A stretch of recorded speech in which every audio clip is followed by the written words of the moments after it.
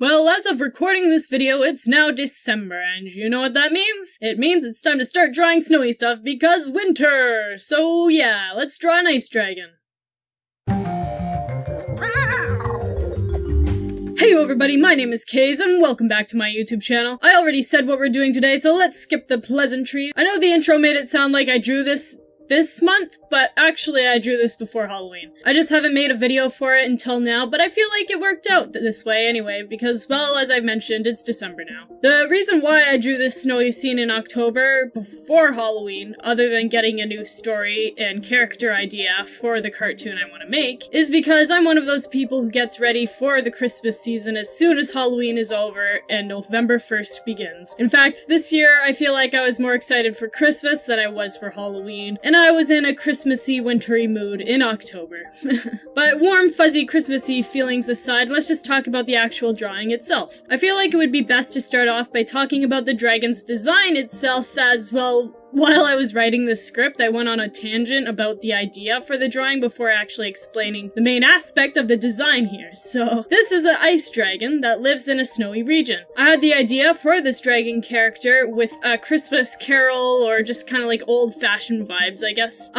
With like the bowler hat and the red scarf and the snowy sort of setting. My aim with this design was to make him give off confusing signals. He looks friendly enough, but you can tell something's off. I wanted to create a sense of uneasiness with his design and this drawing in general, but I'll talk more about that later. That was kind of the tangent I went on about that I mentioned earlier, and I'm not about to go into it again. Continuing with this design, the fact that he's an ice dragon living in a snowy region greatly influenced how I made him look. I tried to make him somewhat reflect how real-life animals evolve in tundra regions like snowshoe hares and polar bears. That actually unintentional.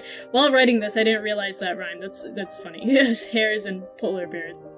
That was completely unintentional. I feel like the colors being blue and bluish-white is fairly self-explanatory for this aspect, but I also gave him big fluffy hands and feet. This is because if you look at animals that are adapted to snowy areas, their paws have a lot of fluff, which acts sort of as a natural snowshoe, hence the name snowshoe hare, as well as an insulator. Unlike most snowy animals, he isn't completely fluffy, but I feel like as an ice dragon, snow wouldn't really bother him much anyway. I didn't completely cover him in fur because I wanted him to have that look of facial hair, and I don't want only his face to be furless. What I ended up doing is making the fur go all the way down his back, wings, tail, and cover his legs and forearms like boots and gloves. I don't really like the looks for the fur the best, and I might change this about his design in the future, but for now, it's alright. I wanted him to have long limbs as well to kind of be like stilts, like if his feet did sink in the snow or something like that, he'd have some leeway and still be able to kind of walk around because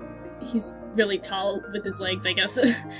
Kind of like deer. That's what I was picturing, was how deer walk around in the snow. As for his colors, well, his main color, as I said earlier, is blue for obvious reasons, but I also gave him a red scarf and yellow eyes to give him a primary color scheme. The red and yellow are important as they accent the design and provide focal points for the eyes to follow. It's especially important for the eyes to stand out from the blue, but I talk about that later too in my tangent, which I guess I'll start now. So my idea for this drawing was to have this ice dragon character step out of a blizzard, shadows, fog stuff. What would you call that actually? Like, it's not fog, but because of how snowy it is, the snow blocks the light, like fog does, so it's also very cloudy, which adds to the darker and colder atmosphere. Anyway, let's just call it snow fog for now, even though it's a blizzard, but I'm just gonna call it snow fog to describe the effect, I guess. But anyway, so my idea was to have this ice dragon character mysteriously step out of the snow fog to sort of introduce himself in a shifty way. Since the snow fog is dense and his colors would almost blend into the snow, I feel like he wouldn't have been seen very well until he was like 5 meters away from where the camera is, making it a sort of surprising and unsettling experience for whoever is on the other end. This unsettling feeling would only be escalated with the fact that his yellow eyes glow a bit in the dark snow fog stuff. This isn't something I've shown yet for my drawings because I've never really drawn any dragons in the dark for you guys, but most if not all of my dragons in my canon have bioluminescent eyes that glow very slightly in the dark. Why is this the case? Just kind of because it looks cool. That's pretty much it. It makes for a good threatening look in the dark, especially in intense scenes, and just generally makes it easier to see the eyes when it goes dark, which is very important, as the eyes are the windows to the soul, as I've probably said a billion times by now on this channel. So if the eyes were able to glow in the dark scenes where it would be hard to see them, it would be easier and faster to read expressions and thoughts. It's also good for trying to tell who's who in a group, kind of like in the cartoon trope where everybody goes into a dark closet or something and all you see is their eyes until someone turns on a light. But much less extreme and more realistic. Like I said, it's only a very slight glow. Anyway, getting back on track, I wanted this dragon to especially have that eye glow in this scene to add a focal point to the piece, since everything else, other than the scarf, kind of blends in with each other. Also, as I've said earlier, it makes him appear more unsettling and helps you read what he may be thinking about. When initially drawing this, the snow kind of got in the way of the eyes and it didn't really seem as attention-grabbing as I wanted it to be. So in order to make the eyes stand out even more, I erased the snow only in front of his irises. It's a small detail, but I feel like it does a lot. It doesn't logically make sense, but it creates the effect I wanted, so I don't really mind. I made the blizzard snow by using a particle brush and applying a motion blur filter effect thingy-majig, and I'm really happy about how that turned out. Overall, I'm really happy about this drawing and how it turned out. I had some trouble initially with drawing him, which you may have seen in the beginning of the speed paint. I couldn't quite figure out what position I wanted him in, or even how to draw him in the first place. I didn't really do much actual character design processes, or pre-sketches, or even doodles with this guy before I drew this. I just kind of drew him, so I was struggling with trying to get him to look the way I wanted him to. I don't show it here, but I actually did quite a few attempts with this drawing, and even made a drawing as far as to get the outline started, but I wasn't happy with it, so I just deleted it and started it again another day. This is why it doesn't show up in the speed paint. I feel like stepping away from it for a few days worked though, because I was drawing him, but wasn't happy with how it looked, but I liked some parts of it. It was kind of hard to pinpoint what was wrong and what was right in a way, but by stepping away from it and deleting the old version of the drawing so I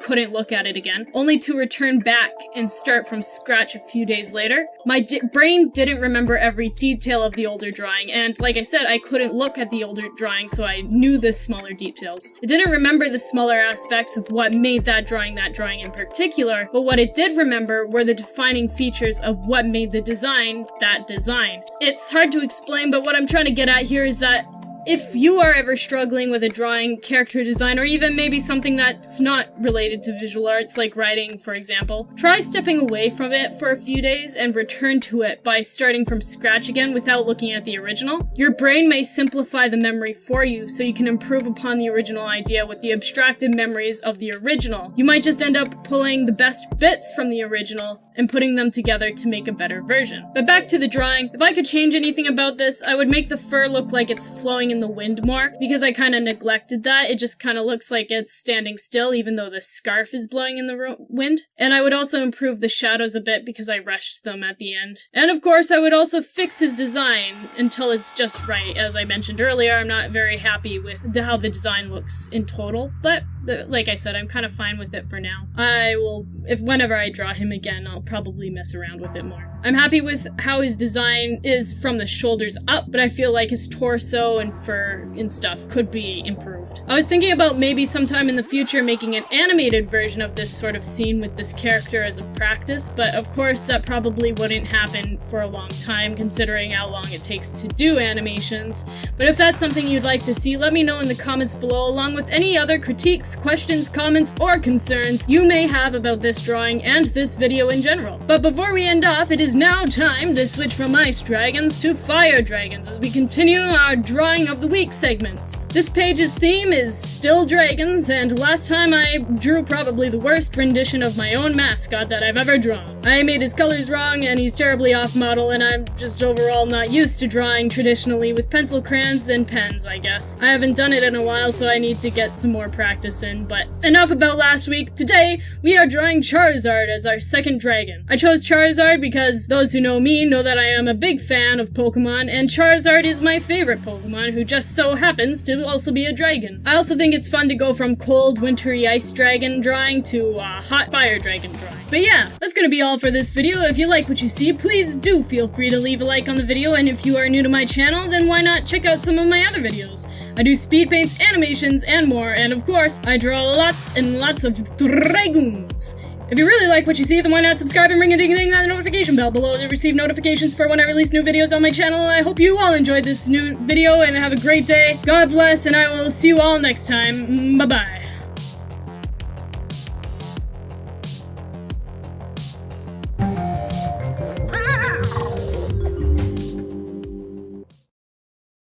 When drawing this, the snow kind of got in the way of the eyes, and it didn't really seem like as an... When initially drawing this, the snow kind of got away...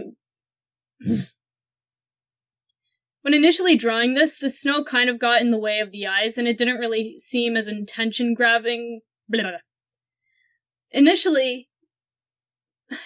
When initially drawing this... When initially drawing this, the snow kind of got in the way of his eyes, and it didn't really seem as attention-grabbing... When initially drawing this, the snow kind of got away... When initially my gosh.